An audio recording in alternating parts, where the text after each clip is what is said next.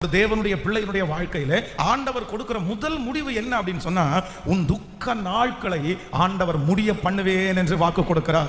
எத்தனை பேர் ஆமோதிக்கிறீர்கள்? ஒருவேளை கர்த்தருடைய பிள்ளைகளே, உங்களுடைய துக்கம் தாங்க முடியாத துக்கமா இருக்கலாம். இந்த துக்கத்திற்கு ஒரு முடிவு வராதா? எப்பொழுதும் நான் துக்கமாகவே இருக்க வேண்டுமா? அந்த காரியங்களை நினைக்கும் போது உங்களுடைய இருதயத்திலே துக்கம் அப்படியே தொண்டையை அடைக்கலாம். மகனை குறித்து, மகளை குறித்து, ஏதோ ஒரு நஷ்டத்தை குறித்து, கடனை குறித்து நினைக்கும் போதெல்லாம் உங்களுக்கு துக்கம் வரலாம். ஆனா ஆண்டவர் எதை முடிய பண்ணுவார் என்றால், நம்முடைய துக்க நாட்களை கர்த்தர் முடிய பண்ணுவார். நீங்கள் இந்த அதிகாரத்தினுடைய முற்பகுதியிலே வாசிக்கும் போது, இஸ்ரவேல் ஜனங்களுக்கு இருதயத்திலே அதிகமான துக்கம் இருந்தது.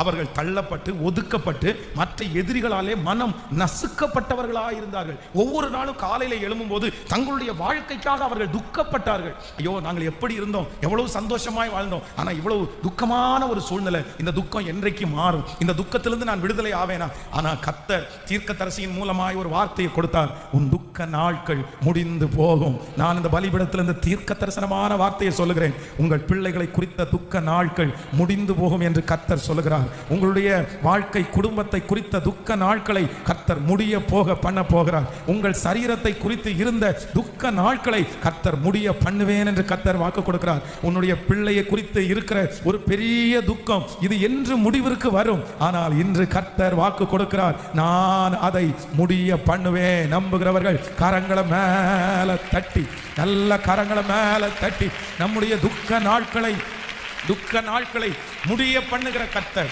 ஆமே. நீங்கள் சாமுவேலை வாசிக்கும் போது வேதம் ரொம்ப அழகாய் சொல்லுகிறது. அன்னாள் என்கிற ஒரு தேவனுடைய பிள்ளை வருஷா வருஷம் அந்த தேவனுடைய ஆலயத்திற்கு வரும்போது அவங்க துக்கமாய் கடந்து போகிறார்கள். ஒவ்வொரு ஆண்டும் அவர்களுக்கு குழந்தை இல்லாததுனால ஒரு பெரிய துக்கம். அந்த ஆண்டும் அவங்க வர்றாங்க. ஆனா அவங்களுடைய சக்கலத்தை அவங்களை ரொம்ப கஷ்டப்படுத்துறாங்க. உனக்கு தான் குழந்தை இல்லையே அப்படி ரொம்ப இருதயத்தை காயப்படுத்துறாங்க. இந்த காயம் தாங்க முடியாததா இருக்குது. என்னைக்கு கர்த்தர் நிந்தையை மாற்றுவார்? அவங்க ஆலயத்திற்கு போய் ஜெபம் பண்ணி, ஆண்டவரே, எனக்கு ஒரு ஆண் குழந்தையை கொடுத்தால் உயிரோடு இருக்கும் நாளெல்லாம் அந்த குழந்தையை உமக்காகவே நான் வளர்ப்பேன் அப்படின்னு ஒரு பொருத்தனை பண்றாங்க. வேதம் சொல்கிறது, அந்த ஆலயத்திற்குள்ளே வரும்போது அந்த அம்மா துக்கத்தோடு வந்தார்கள். பல வருடங்கள் துக்கத்தோடு வந்து துக்கத்தோடே அவர்கள் திரும்பி போனார்கள்.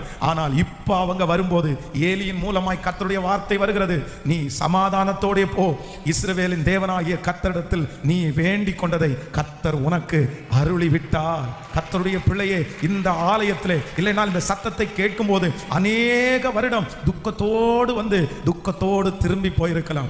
ஆனால் இஸ்ரவேலின் ஜெயபலமானவர் இன்று வாக்கு கொடுக்கிறார், யார் உன்னை துக்கத்தோடு அனுப்பிவிட்டாலும் கர்த்தர் வாக்கு கொடுக்கிறார், உன் துக்க நாட்கள் முடிந்து போகிற காலம் வந்து விட்டது.